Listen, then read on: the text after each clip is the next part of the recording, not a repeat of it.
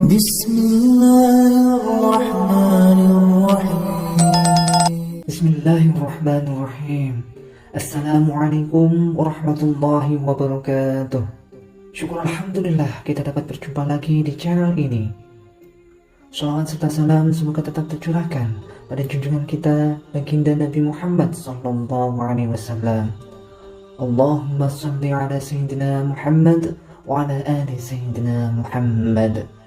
Sahabat beriman yang dirahmati Allah Subhanahu wa taala. Ada sebuah maksiat yang banyak dilakukan oleh manusia yang kebanyakan mereka tidak menyadari perbuatan ini dapat meruntuhkan semua ibadahnya. Dapat tertolak semua ibadahnya kepada Allah Subhanahu wa taala. Walaupun dia seorang ahli ibadah sekalipun, ahli zikir, ahli puasa, ahli tahajud, akan tetapi kalau dia melakukan perbuatan ini, ibadahnya tidak diterima oleh Allah Subhanahu wa taala. Bahkan dia selalu di dalam murkanya Allah dan murkanya Rasulullah sallallahu alaihi wasallam. Sebagaimana yang terdapat dalam kitab Al-Jauharul Mauhub wa Munbahjatul Hulub karya Alamah Syekh Ali bin Abdurrahman Al-Kalantani rahimakumullah pada halaman 157, di mana di masa kenabian Nabi Muhammad SAW dulu ada seorang laki-laki bernama Al-Khomah.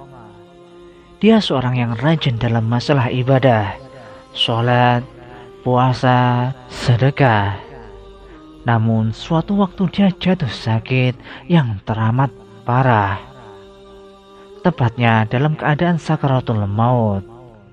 Namun entah kenapa Al-Khomah yang taat itu kesulitan untuk melafalkan kalimat La ilaha illallah, hingga sang istri meminta tolong kepada seseorang untuk menemui Rasulullah SAW untuk menyampaikan pesan tentang keadaan suaminya pada Rasulullah SAW. Nabi pun mengutus Bilal, Ali, Salman, dan Amr radhiyallahu anhu untuk datang ke rumah Al-Khomah. Di sana mereka menyaksikan betapa Al-Khomah dalam keadaan yang memprihatinkan. Mereka bertanya-tanya, bagaimana mungkin seorang yang taat pada Allah dan Rasulnya itu kesulitan dalam melafalkan kalimat La ilaha illallah. Lidah Al-Khomah seperti terkunci ketika akan melafalkan kalimat tersebut. Merasa khawatir, mereka kini mengutus Bilal untuk menyampaikan apa yang mereka saksikan kepada Rasulullah SAW. Rasulullah pun bertanya, apakah Al-Khomah masih memiliki ayah dan ibu? Ayahnya sudah meninggal, tapi dia masih memiliki seorang ibu yang sudah renta. Jawab Bilal apa adanya. Baiklah, temuilah ibu Al-Khomah. Aku titip salam untuknya. Jika dia masih mampu berjalan, dia bisa menghadapku. Jika tidak bisa, maka aku akan ke sana. Rasulullah menitahkan itu kepada Bilal. Sebagaimana yang dikatakan Rasulullah, Bilal menyampaikan itu pada ibu Al-Khomah tanpa menambah dan mengurangi. Lebih baik aku yang menemui Rasulullah, ucap ibu Al-Khomah. Meski sedikit tertatih-tatih dengan tongkat sebagai penyangga, ibu Al-Khomah menemui Rasulullah. Dia mengulurkan salam dan langsung disambut Rasulullah SAW. Jadi, bisakah ibu menceritakan bagaimana keadaan Al-Khomah yang sebenarnya? Kenapa dia nampak kesulitan melafalkan kalimat La ilaha illallah? Padahal setahu saya dia seorang hamba yang rajin lagi taat. Rasulullah meminta penjelasan. Karena aku murka padanya ya Rasulullah. Ibu Al-Khomah menjawab, apakah alasan kenapa engkau sampai murka? Karena Alqamah sudah menyakitiku. Dia lebih mengutamakan istri daripada ibunya. Dia berani menentangku demi menuruti keinginan istrinya. Rasulullah SAW pun mengangguk-ngangguk, kepala tanda mengerti bahwa yang mengunci lidah Alqamah hingga tak bisa melafalkan kalimat La ilaha illallah adalah karena murka dari ibunya sendiri. Kemudian Rasulullah memanggil Bilal, menyuruh Bilal untuk mengumpulkan kayu sebanyak-banyaknya untuk membakar tubuh Alqamah. Ya Rasulullah, kenapa engkau mau membakar putraku di depan mataku? Bagaimana perasaanku nanti? Tanya ibu Alqamah sedih. Ya, bagaimanapun seorang ibu mana bisa melihat putranya dibakar di depan matanya sendiri. Wahai ibu Alqamah, sejatinya siksa Allah nanti di akhirat akan lebih kejam. Segala amal yang dilakukannya selama ini tidak dapat diterima oleh Allah Subhanahu wa Ta'ala karena terhalang akan siksamu.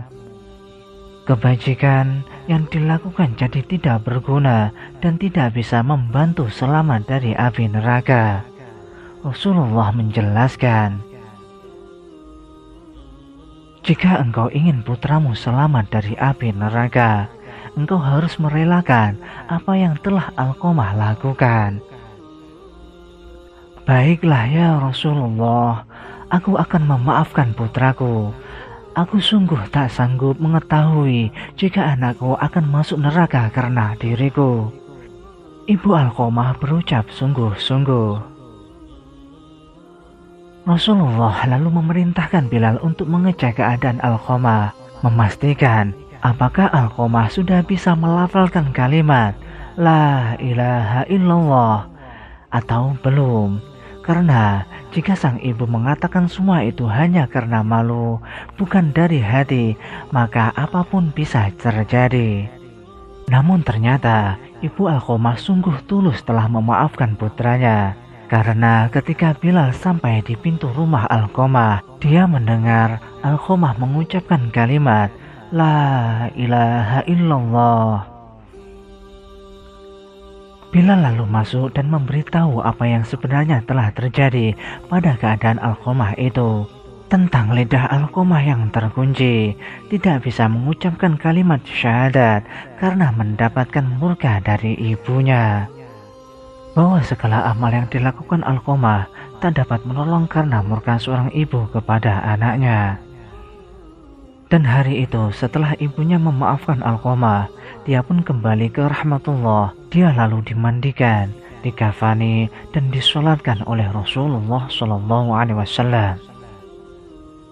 Setelah dikuburkan, Rasulullah SAW berkata, Wahai sahabat muhajirin dan ansor, barang siapa yang mengutamakan istrinya daripada ibunya, maka ia mendapatkan laknat dari Allah, para malaikat, dan sekalian manusia. Allah tidak akan menerima amalnya sedikit pun, kecuali kalau dia mau bertobat dan berbuat baik pada ibunya, serta meminta ridhonya. Karena ridho Allah tergantung pada ridhonya, dan kemarahan Allah tergantung pada kemarahannya. Sahabat beriman yang dirahmati Allah Subhanahu wa Ta'ala, inilah dosa yang sangat besar yang dapat tertolak semua ibadah-ibadah yang lain, yaitu tidak mendapatkan keridhaan dari kedua orang tua, durhaka kepada ibu, durhaka kepada ayah. Pada akhirnya kita hanya bisa memohon kepada Allah Subhanahu wa Ta'ala, semoga kita semua selamat dari durhaka kepada orang tua kita. Amin, amin ya rabbal alamin. Demikianlah sahabat yang dapat kami sampaikan. Semoga dapat bermanfaat untuk kita semua. Wallahu a'lam bishawab. Wassalamualaikum warahmatullahi wabarakatuh.